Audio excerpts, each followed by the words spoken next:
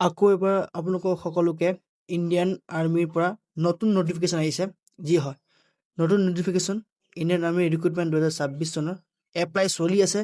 যিসকলে এপ্লাই কৰা নাই তেখেতলোকে এপ্লাই কৰি লওক। 13 ফেব্ৰুৱাৰীৰ পৰা 1 এপ্ৰিললৈকে এপ্লাই চলিব। হয়, 13 ফেব্ৰুৱাৰীৰ পৰা 1 এপ্ৰিললৈকে এপ্লাই চলি আছে বৰ্তমান। যিসকলে এপ্লাই কৰা নাই তেখেতলোকে এপ্লাই কৰি লওক। 8 পাছ, অনলি 8 পাছো এপ্লাই কৰিব পাৰিব। ইয়াত কোনো ধৰণৰ এডুকেশ্যন বেছি নালাগে, অনলি 8 পাছো ইয়াতে এপ্লাই কৰিব পাৰিব। এপ্লাই মুঠ 250 টকা। ভিডিঅ'টো শেষলৈকে চাব। মই আপোনালোকক সকলোখিনি কথা এই ভিডিঅ'টো আপোনালোকক মই বুজাই দিম, বেলেগ ভিডিঅ' আপোনালোকে আৰু চাব নালাগে। এই নটিফিকেশ্যন এতিয়ালৈকে 3বাৰ হ'ল অহা। মই আপোনালোকক কৈ গৈছোঁ কিহৰ কাৰণে 3বাৰ এই নটিফিকেশ্যন দিয়া হৈছে ইণ্ডিয়ান আৰ্মিৰ তৰফৰ পৰা। ইয়াতে ক্লিয়াৰলি মেনশ্যন কৰা আছে 13 ফেব্ৰুৱাৰীৰ পৰা 1 এপ্ৰিললৈকে আপোনালোকৰ এপ্লাই চলিব। লগতে 1 জুনৰ পৰা 15 জুনৰ ভিতৰত আপোনালোকৰ সকলোৰে এক্সাম ক্লিয়াৰ কৰি দিব ইণ্ডিয়ান আৰ্মিয়ে। আগতে ডেটটো বেলেগ আছিলে, এতিয়া ডেটটো অলপ বঢ়াই দিছে। লগতে কিহৰ কাৰণে বঢ়াইছে সেইটো মই কৈ আছোঁ। প্ৰথমতে কৈ যাওঁ ইণ্ডিয়ান আৰ্মিৰ পষ্টখিনি। অগ্নিবীৰ হয় স্কিমটো, এইটো স্কিমত আহে general duty, technical, clerk, store keeper আৰু ট্ৰেডমেন। হয়, এই পষ্টখিনিত আপোনালোকে এপ্লাই কৰিব পাৰিব অনলাইন। প্ৰথমতে আপোনালোকে অনলাইন এপ্লাই কৰিব লাগিব, তাৰপিছত এডমিট কাৰ্ড আহিব পৰীক্ষাৰ কাৰণে। আৰু এপ্লাই কৰিবৰ কাৰণে আপোনালোকে বহুত সময়সীমা দিছে।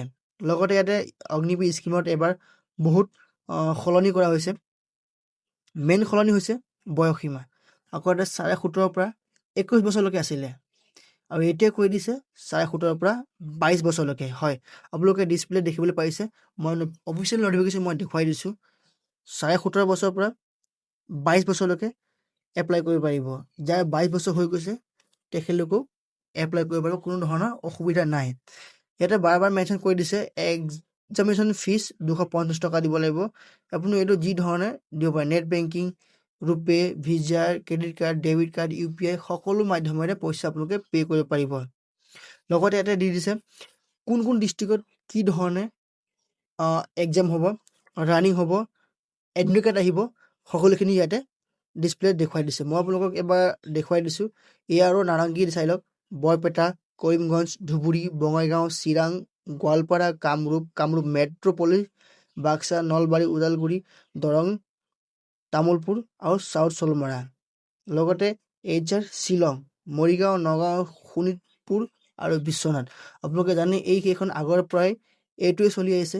এইবিলাক ডিষ্ট্ৰিক্টতে একেলগে ৰানিং হয়।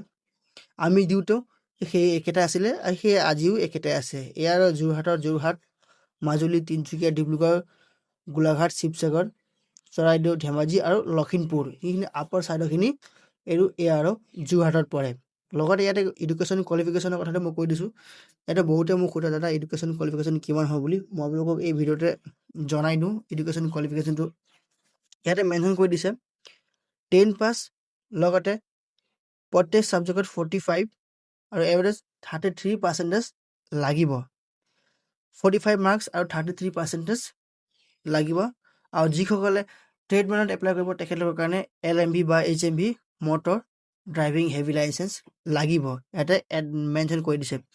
লগতে যিসকলে 10+2 ইণ্টাৰমিডিয়েট তেখেতলোকৰ কাৰণে 50% আৰু 50% মাৰ্ক প্ৰতিটো ছাবজেক্টত লাগিব। লগতে 40% পাৰ্চেণ্টেজ লাগিব। আৰু যিসকলে ITI +2 ইয়াৰ্ছ, ITI ইয়াত 3 ইয়াৰ্ছ ডিপ্ল'মা চাৰ্টিফিকেট আছে তেখেতলোকৰ কাৰণেও এই ছেমহে, বেলেগ সিহঁতৰ কাৰণে কোনো হেৰি নাই, ছেম লাগিব। লগতে যিসকলে ক্লাৰ্ক আৰু টেকনিকেল বিভাগত বা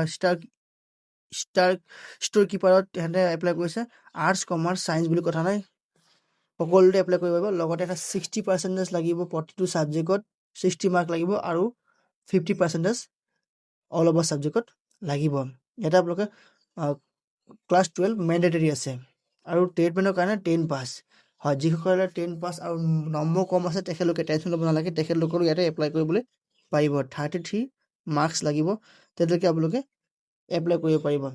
লগতে ইয়াত দিছে যিসকলে 8 পাছ তেখেতলোকেও এপ্লাই কৰিব পাৰিব। 10 পাছ 8 পাছ বুলি কথা নাই, তেখেতলোকেও ইয়াতো এপ্লাই কৰিব পাৰিব। ইয়াতে লিখি দিছে কেণ্ডিডেট নোট অগ্নিবীৰ, মুঠতে বৰ্ড চাৰ্টিফিকেট লাগিব। আপুনি 8 পাছ হওক 10 পাছ হওক আপোনালোকে ইয়াতে বৰ্ড চাৰ্টিফিকেট লাগিব। ইয়াতে ফিজিকেল ষ্টেণ্ডাৰ্ড কিছুমান দি দিছে, জেনেৰেল ডিউটিত কিমান চেণ্টিমিটাৰ লাগিব, গোৰ্খাৰ কাৰণে কিমান লাগিব, টেকনিকেলৰ কাৰণে কিমান লাগিব। জেনেৰেল ডিউটি 160 লাগিব ল'ৰাৰ কাৰণে দেই, গোৰ্খাৰ কাৰণে আছে 157। কিয় জানে, গোৰ্খাহঁতৰ অলপমান হাইটটো কম থাকে কাৰণে সিহঁতক অলপমান ৰিলেক্সেশ্যন দি দিয়ে। টেকনিকেলৰ 160, বাকী চবতে 160 লাগিব।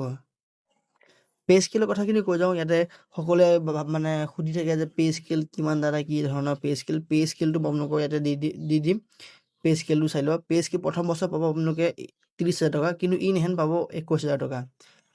তাৰপিছত ছেকেণ্ড বছৰ পাব 33,000 টকা, কিন্তু ইন হেণ্ড পাব 23,000 টকা। 3 বছৰত পাব 36,000 টকা, কিন্তু ইন হেণ্ড পাব 25,000 টকা। আৰু 40,000 টকা পাব লাষ্ট মান্থ, কিন্তু ইন হেণ্ড পাব 28,000 টকা। আৰু আপোনালোকে যদি চাকৰিটো শেষ হয় তেতিয়া সেৱা নিধি পেকেজৰ দ্বাৰা আপোনালোকৰ 10,40,000 টকা আপোনালোকক কেছ হাতত দি পঠিয়াব।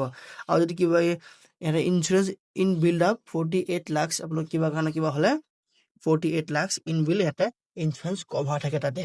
ইয়াতে চবতকৈ ডাঙৰ কথা হ'ল মাৰ্ক বনাছ মাৰ্ক ইয়াতে আছে। যিসকল স্পৰ্ট কোটা, NCC কোটা, সকলো ধৰণৰ কোটা আছে, সেই কোটাবিলাকত state level, inter level, junior level, state level সকলোখানে মাৰ্ক বেলেগ বেলেগ আছে।